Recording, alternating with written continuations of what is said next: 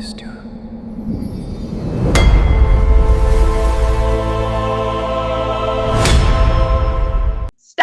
You talk when I tell you to talk. Otherwise, you shut your mouth.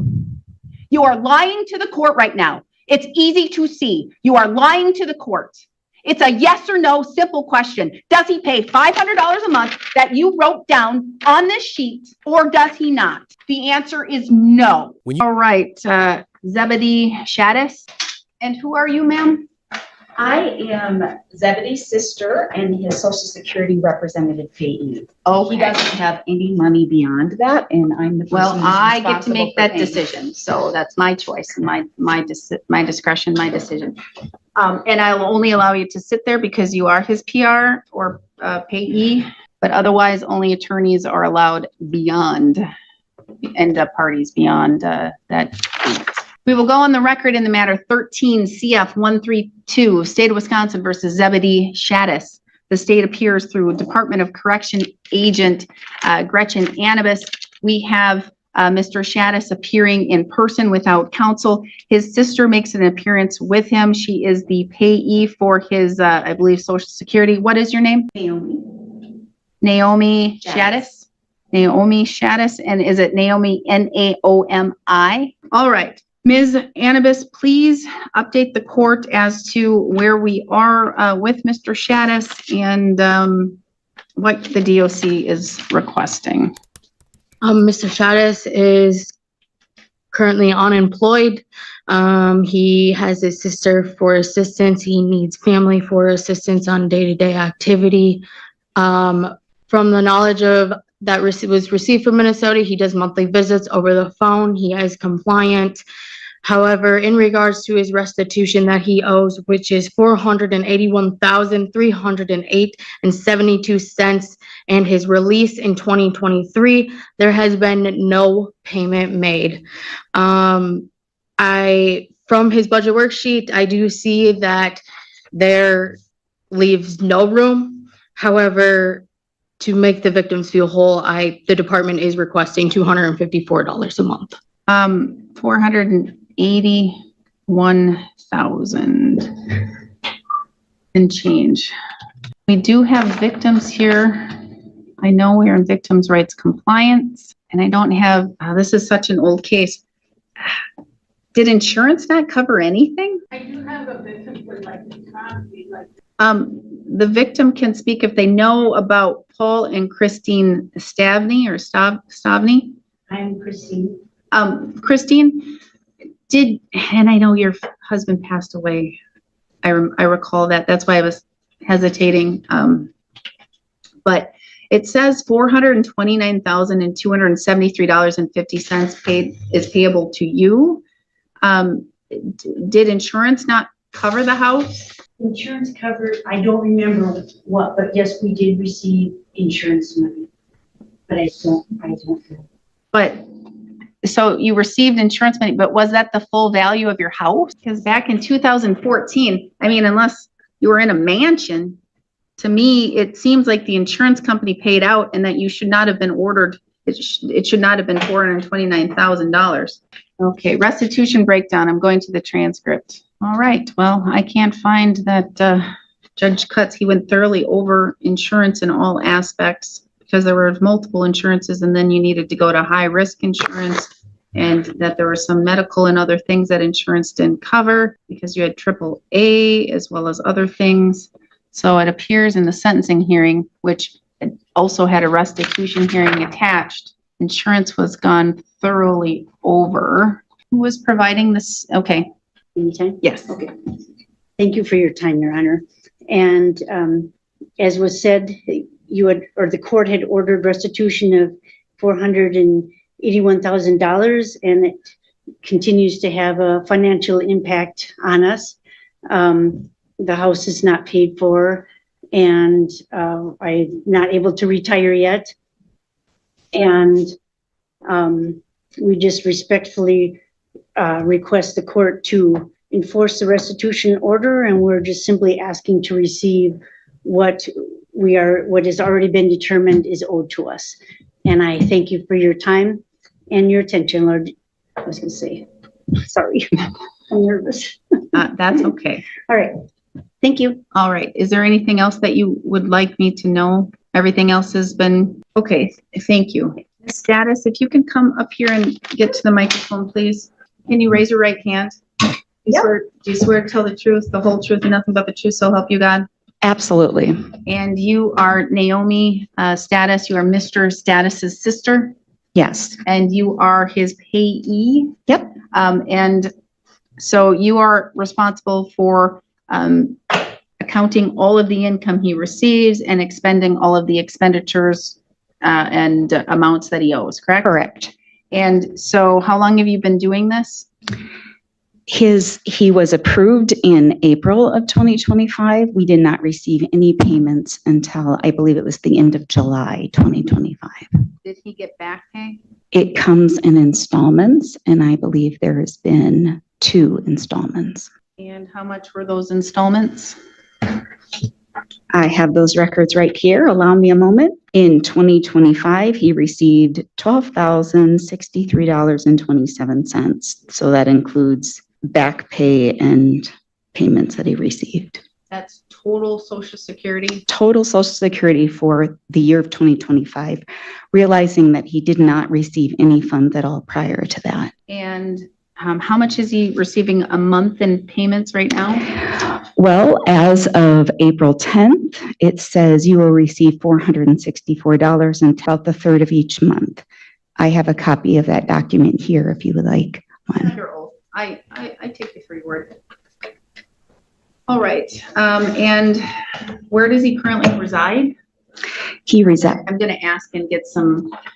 She has a copy. I don't know if you want to give me a copy of this monthly budget, otherwise, so I can look at that.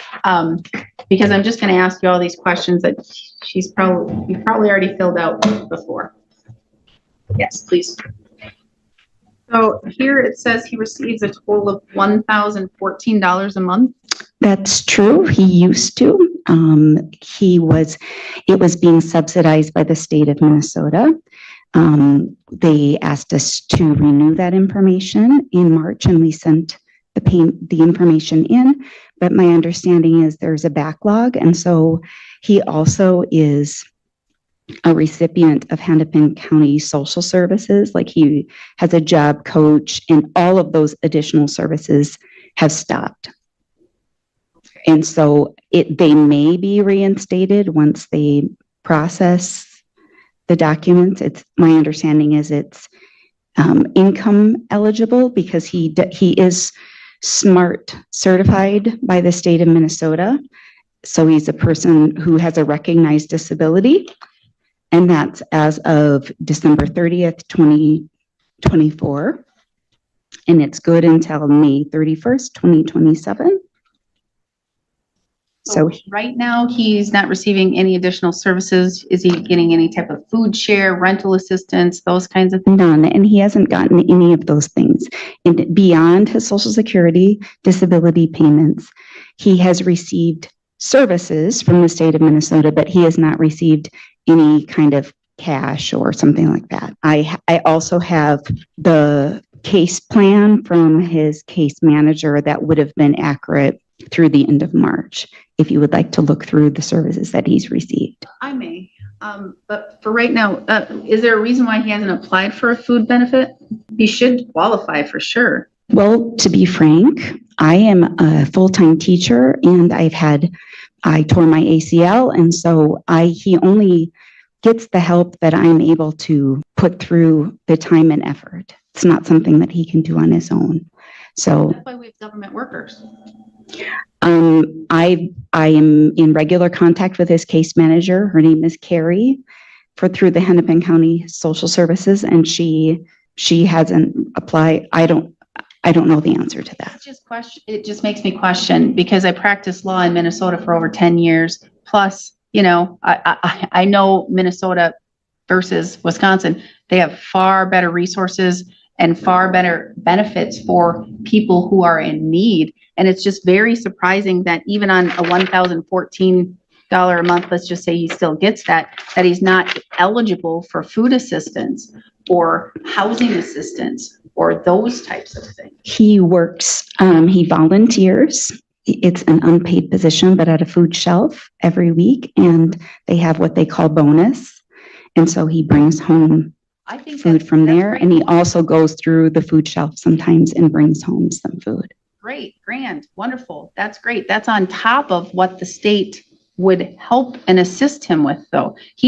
I'm telling you, looking, if it's accurate, he's only going to get $667, or if he got $1,014, there's no doubt in my mind he would qualify for food assistance. Unless, is he living in your household? He has been, mostly because if he hadn't been, he would be homeless. Well, and so they're probably taking in your income then, but if you're temporarily laid off, or if you're on some type of FMLA or something, that could come into play, but he should check to see if he can apply for food assistance. But if he's living with you, you're at the Goldenrod Circle? Yes, that's Okay. my dwelling. All right, and so he lives with you, he pays you $500 a month in rent? That is You're under. the budget. Yeah, you're under. That is the budget. Yes or no? When, Yes or no? He pays you $500 a month in rent every month. Yes or no? Yes or no? Yes or no? There's no thought about it. You have it written down on this paper. You're under oath. Does he pay you $500 a month or not? She doesn't want to answer because otherwise she's going to perjure herself. It's a lie. It's a lie. You are lying to the court. I You are am not, lying madam. to the court. What, Yes He- or no? Yes no, or no? he No. has never That's been all. able to All pay I me that need, stop. You because talk when I tell you to talk, otherwise you shut your mouth. You are lying to the court right now. It's easy to see. You are lying to the court. It's a yes or no simple question. Does he pay $500 a month that you wrote down on this sheet, or does he not? The answer is no, he does not. Stop trying to lie to the court, or I will hold you in contempt and you could be sanctioned with jail. Is that your phone? Shut it off. You are lying to the court, and you have lied to the Department of Corrections. You are lying. I believe he has at least $500 a month. I'm ordering $500 a month. If he does not pay, he will go to jail. If you continue to lie, you will go to jail. You have shown nothing but dishonesty to this court. And all you had to do was answer truthfully, because I can understand his situation. I can understand his case. I cannot understand dishonesty and lying to the court. I cannot, and I will not take it. Do you understand?